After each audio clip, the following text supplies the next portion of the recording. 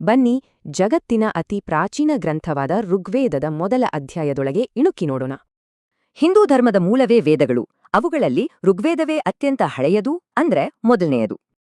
ವೇದ ಅಂದ್ರೆ ಬರೀ ಪುಸ್ತಕ ಅಲ್ಲ, ಅದು ಬ್ರಹ್ಮಾಂಡದ ಸತ್ಯವನ್ನೇ ತೆರೆದಿಡುವ ದಿವ್ಯ ಜ್ಞಾನ.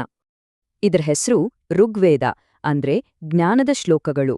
ಇದು ಪವಿತ್ರ ಸ್ತೋತ್ರಗಳ ಒಂದು ದೊಡ್ಡ ಸಂಗ್ರಹ. ಎಷ್ಟು ಸ್ತೋತ್ರಗಳು ಗೊತ್ತಾ? ಬರೋಬ್ಬರಿ 1028 ಸೂಕ್ತಗಳು.